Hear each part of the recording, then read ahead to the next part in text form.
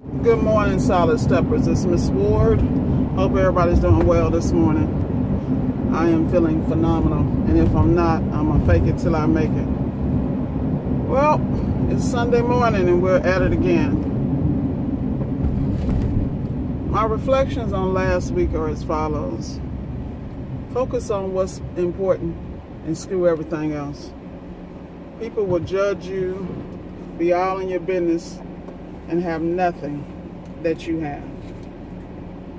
People will hate, people will try you, but at the end of the day, if you focus on the business, none of that stuff matters.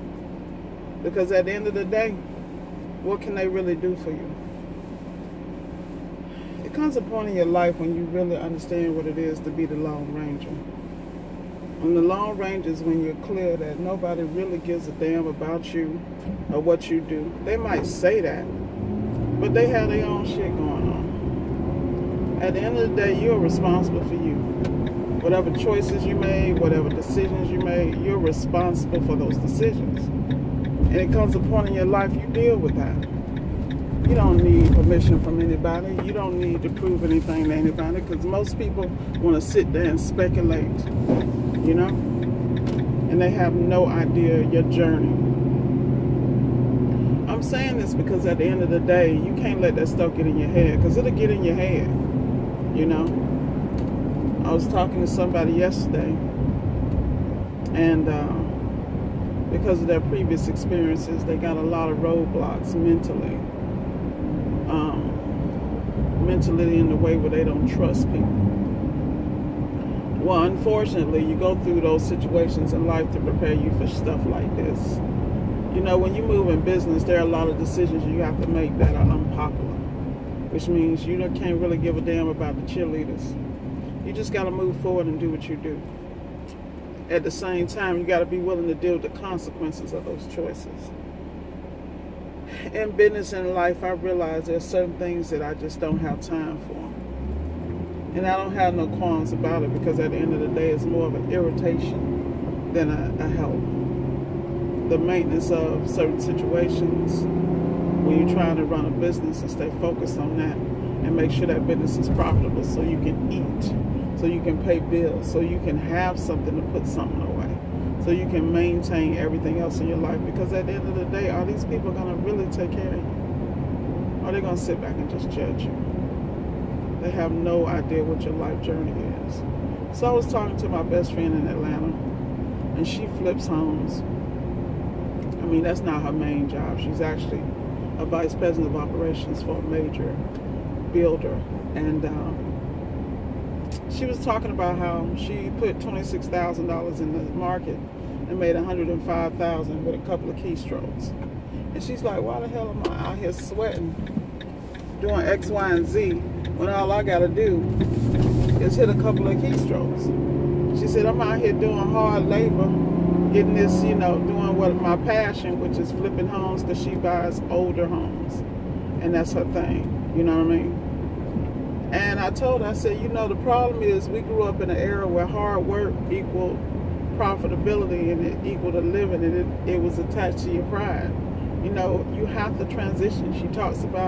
We talked about how she couldn't find anybody to do the work, or the people are so lazy. Like, I just talked to my barber last night. He's like, I don't understand what happened to the work ethic.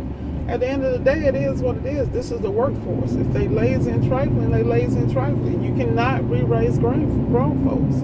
But at the end of the day, you got to get your own stuff together, man. And then you got to come up with a plan to where you can duplicate yourself, whether it be digitally, the courses, or investments, you know, with the stocks. And like I told her, I said, man, at the end of the day, you have the experience where you can have, you know, she was saying she can't hire someone to manage those projects because she's only clearing $50,000 to $70,000 a job. And, you know, she's the type that goes in, instead of paying somebody that's going to charge her $6 a tile to do tile work, she'll go and buy the tile in bulk for $2, and she'll go in with helpers and do it. The problem is she doesn't realize she's the bottleneck in her business, you know? And that's my best friend, man. She's probably my only best friend.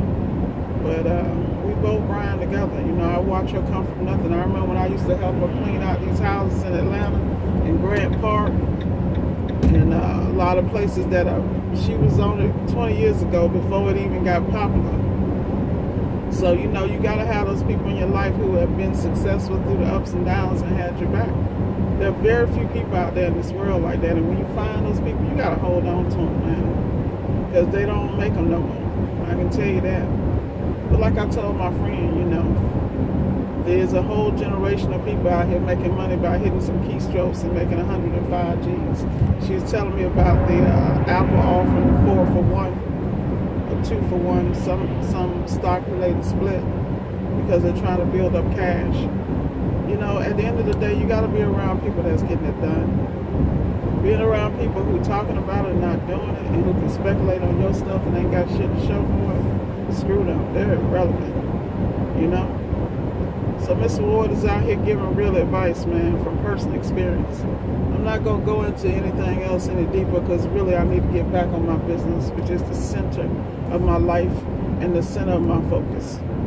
But I want all y'all to know, don't get distracted with the bullshit, alright? It ain't worth it.